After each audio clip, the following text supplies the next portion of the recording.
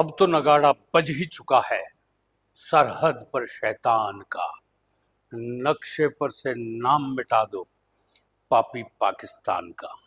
प्रधानमंत्री नरेंद्र मोदी पुल पहलगाम अटैक के बाद में अब पूरी तरीके से पाकिस्तान को घेरने में तुले हुए हैं।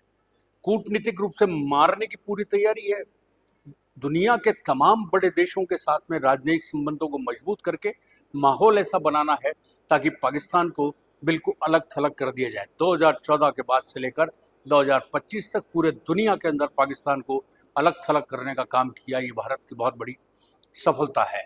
पहलगाम अटैक, आतंकियों को जिस तरीके से भेजा, पाकिस्तानी सेना का जो कमांडो था मूसा, उसने इसको लीड किया।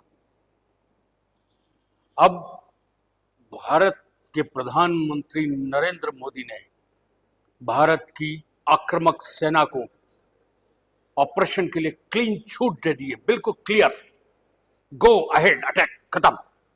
अब कोई समझौता किसी तरीके का नहीं।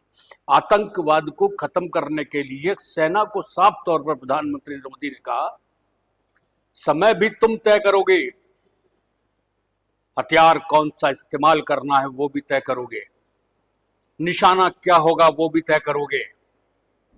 सेना इस छूट के लिए ही तो इंतजार कर रही थी और सेना ने बिल्कुल साफ तौर पर कर दिया कि पाकिस्तान को निपटा कर ही इस बार दम लेंगे। आतंकवाद को पाकिस्तान को बता देंगे कि तुमने जिस तरीके से इन आतंकियों का पनाह के दी है और दूसरे देशों के अंदर जो गड़बड़ करी है, इसका अंजाम इस बार बहुत बुरा होगा। और आतंकवाद जीरो टॉलरेंस पॉलिसी जो इंडिया की है, अब पाकिस्तान के लिए बचना मुश्किल है।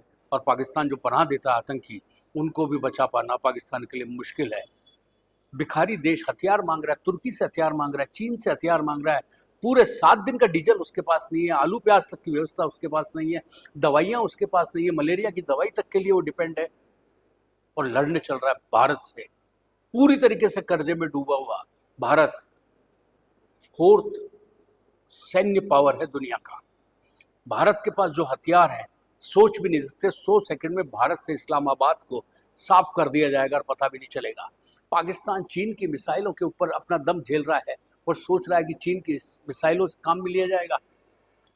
चीन की मिसाइल कब किस रास्ते में चले जाए दोस्तों, उसके किसी प्रोडक्ट पे भरोसा नहीं कर सकते कि चीन के प्रोडक्ट्स क्या होते हैं।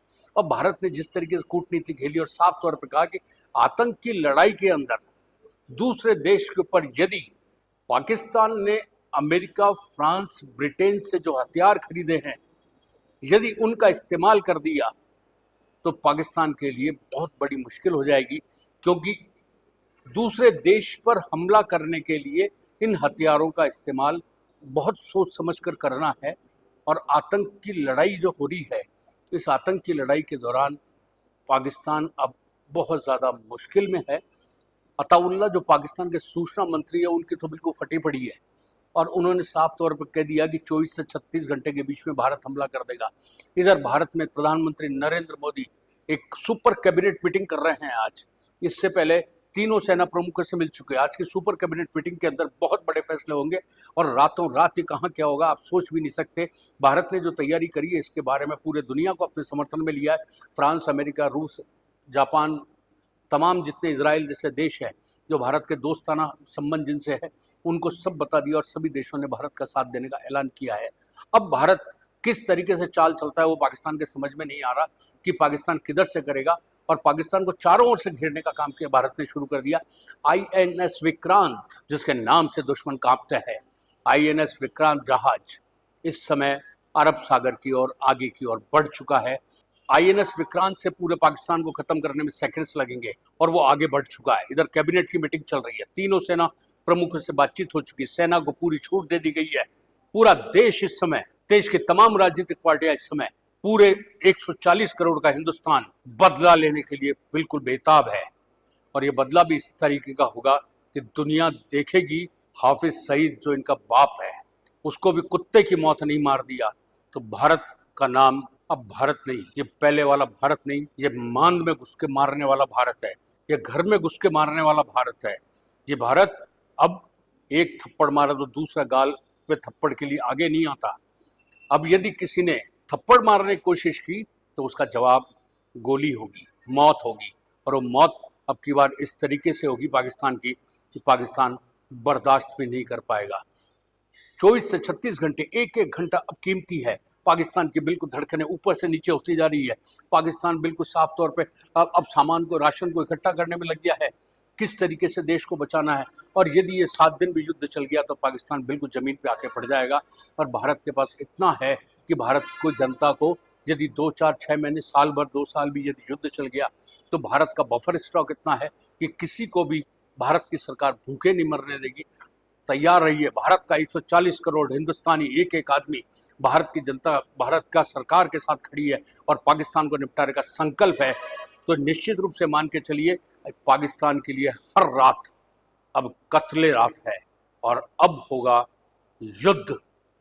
आतंक को सफाए के लिए सामने जो भी आएगा मारा जाएगा या जमीन में दफन किया जाएगा।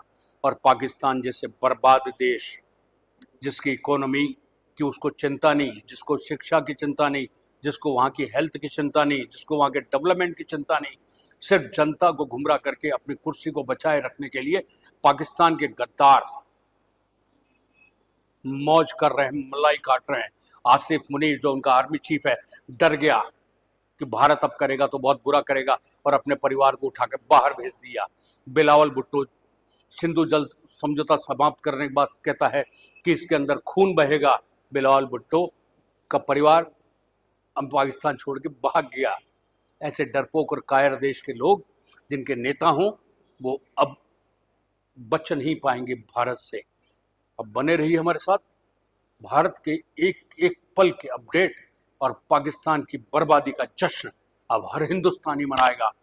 गर्व से कहो, गौरव से कहो, हम हिंदुस्तानी हैं, भारत मेरा देश है, हम भारतीय हैं। नमस्कार, वंदे मातरम।